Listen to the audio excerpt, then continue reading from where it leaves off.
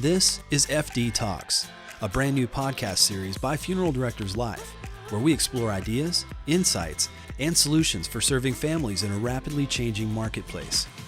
Well, hello and welcome. Today is part two of a two-part series that we've developed to try to get an idea and a feel for what our mortuary science graduates are coming away from school with and what they're dealing with as they enter the workforce. So on today's program, Dr. LuBrant continues our discussion and goes into a little bit about what today's new funeral directors are experiencing as they enter funeral service and how current funeral directors and funeral home owners can help.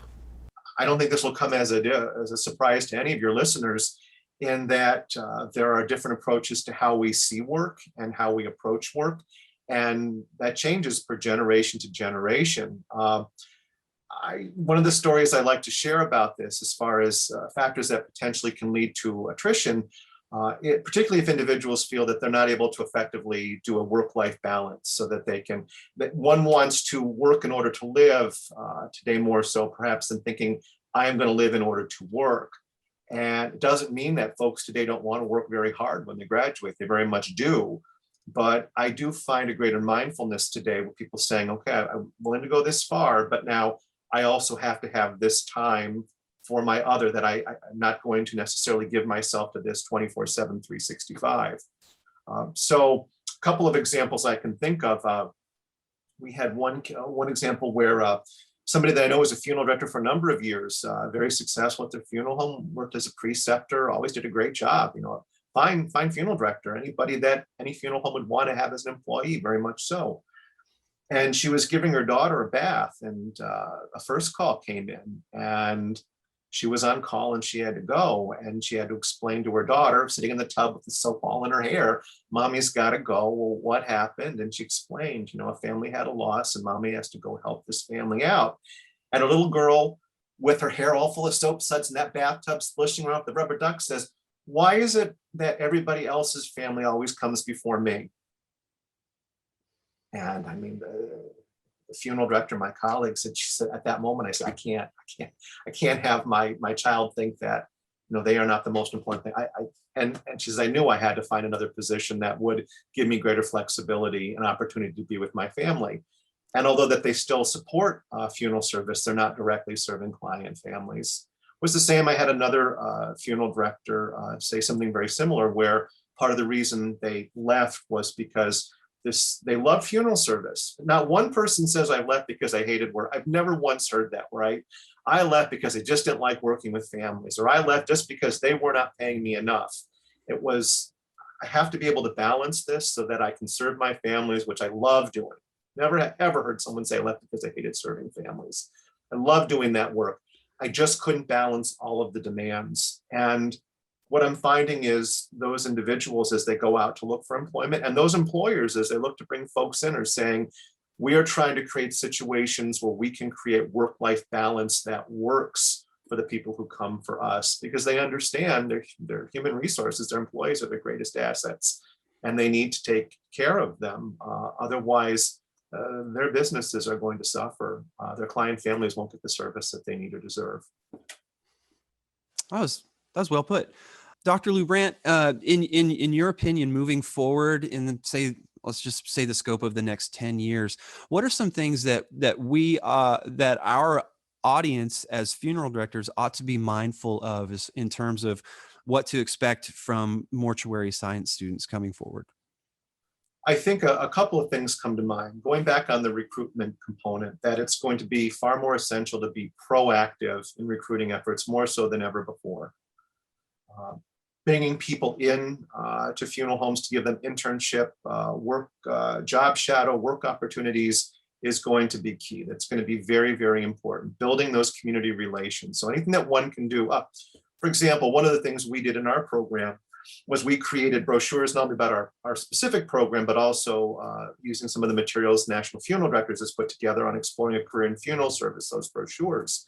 Having them out at funeral homes in their reception areas, those visitation areas, encouraging a conversation about that. We've had several funeral directors tell us that somebody was at a visitation and they picked up a brochure for one of their friends or their friends' kids or something like that. So being very proactive and talking about what we do. When I went to school, and I know many people I mentored under, we were taught the good funeral director is the invisible funeral director. You're there, but you're not really. You have to be available, but don't be particularly conspicuous. And I think now that piece on invisibility in terms of meeting our workforce demands is starting to come back to hurt us that way. One of the funeral directors said to me, I want the days back when I would get, 10 to 20 unsolicited resumes a year. That's what I'm familiar with in the 70s, 80s, 90s, and the like, when we had a lot of the people who entered funeral service, baby boomers, worked in the same positions for years, had another 10, 20 years left on their careers. It was hard for folks like myself in the early 90s to find jobs. We were lucky if we found internships. And so you look at the model of, boy, I want those days. As a friend of mine says, oh yeah, I see where those are located. And right next to that unicorn over there. It's like, it doesn't exist. That's gone the way of the dodo bird. That's never going to come back. So if you're hoping for that, forget it. It's just gone. You must be far more proactive in your efforts to reach out to your communities, to bring people in, to talk about who you are, to be more visible in that way. I know one funeral director, one firm on their funeral home website, they actually have learn more about employment with us and our company. Oh my God, funeral home's doing it? Well, you go look at a lot of other places that have online presences. Of course, they have recruiting materials there. This is new and it's somewhat scary for folks, and it's okay. People are doing that and they're finding some success with that. So I think proactivity is probably one of the most important things we need to be thinking about. Also setting up collaborative relationships with your funeral service education programs, getting to know the program directors who are there, making your firms available as clinical sites, as internship sites. Also becoming involved financially in supporting programs, working with their development offices. There are a lot of people out there for whom college simply is not something they can access because they don't have the financial means to do so. We've had several firms now step up to the plate and offer to do student loan payback programs, where if you come and work with our community for this amount of time, we will pay back your student loans. And they found that that's been very helpful in bringing people into their communities, getting them established, building up loyalty and the like. So from a financial standpoint, there are a number of things folks can do to partner with their funeral service education programs and the development offices within those institutions to provide students the support they need, not only to help them with their college expenses, but also their certification exams. Taking state and national boards following graduations can cost up to $1,000 or so. And for some folks, they just don't have that money. And I've had a lot of practitioners say, I had no idea that that was a barrier. So perhaps offering scholarships or awards that way. That's another thing that folks can do to help bring people into their communities and into their funeral homes. Offer housing opportunities and hospitality, very important. One of the things that graduates have said to me, particularly if they're going to communities where they don't have any connections, people were very friendly, they were very nice to me, but nobody in the community knew me. So, and I didn't really know them. I tried, but they had all of their relations set up. And so I never felt I could really break in or build some community. So that's something that people need to keep in mind as they look to recruit and bring folks in as part of your perhaps recruiting either package or your initiatives. This is what we will do to help support you become an active part of our community, to help you build relationships and the like, from working with realtors and housing, just to helping people get to know other people in neighborhoods and communities. So particularly mindful of folks who don't have connections to communities, going to places where they're unfamiliar.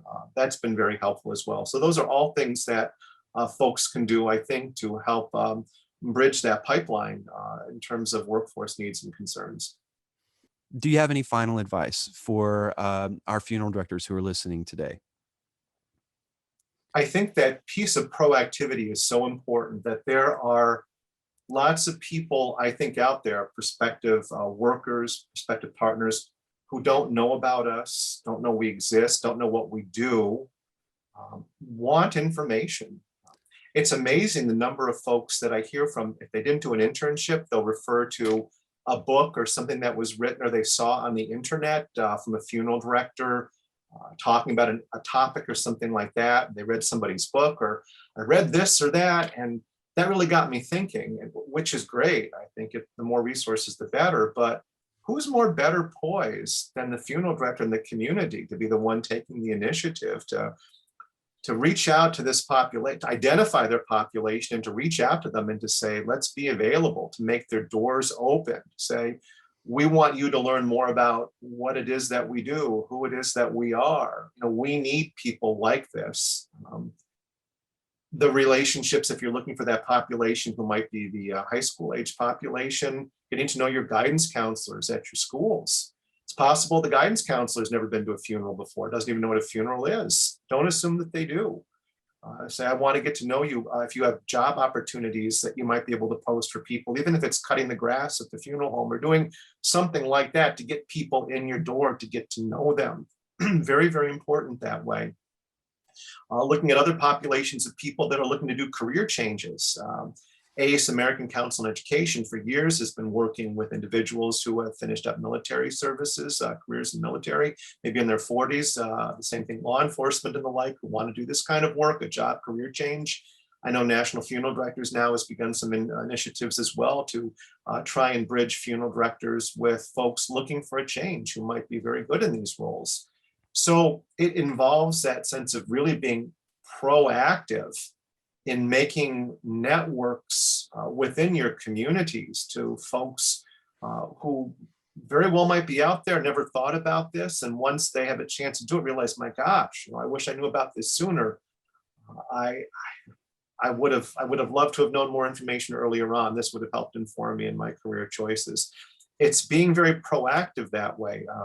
I was doing some cleaning in the archives of our program office suite a while back, and in one of the filing cabinets, I think it was the class of 1968, but what we used to produce at the university, again, this was over 50 years ago, but it was a booklet. It had every graduate's photograph in it, things that they were involved with, service organizations, and a lot of other personal information you wouldn't even think to publish today, but it was like a little catalog, and it got mailed out to all the funeral homes, and funeral directors said, I remember I could go through and I could look through this, and well, maybe I want to contact, in that case, it was mostly him, or him, but it was him and her. That changes now, where folks, by the time that would have been produced in today, well, they've already got jobs lined up. They've got the idea of getting some sort of a resource put together. Well, here's your catalog, take your pick, completely gone, never coming back. So how do we go about recruiting folks in our community to learn more about what it is that we do and who it is that we are?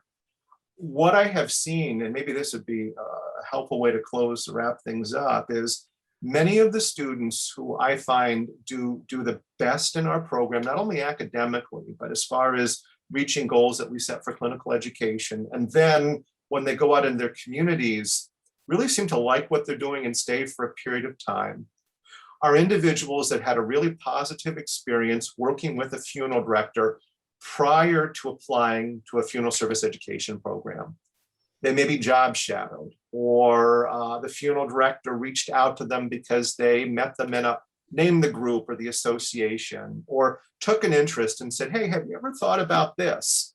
A lot of times they'll say, well, what's this? I don't even know what this is. Well, let me talk about it. Why don't you come? I know one funeral director who shared with me the story where he would have breakfast at I think it was breakfast. What difference does it make, breakfast, lunch, or dinner, at a regular place at this restaurant? And there was one person in particular who I think they worked the counter and the register and all of that, but commented on this person just had this personality, this charism, where I could see myself putting them in front of families. They'd be terrific at it. And he would say, this is some of the work that I do, and I think you'd be terrific at this. Would you like to come by sometime and talk? Here's the business card. You can call the office. And it kept on, we could use some additional help. Would you consider just coming by to learn more about it? And eventually that individual did call. They did stop by, and now they're a funeral director. So it was being very proactive, identifying people that you think might have that sense of charism, or that part right here in the heart. You think, I think that, because as we all know, you can't teach that. Either people have it or they don't. You can certainly modify behaviors or correct it, but at the end of the day, being a funeral director is something that comes from here. That's why I always refer to it as a vocation. It's a calling.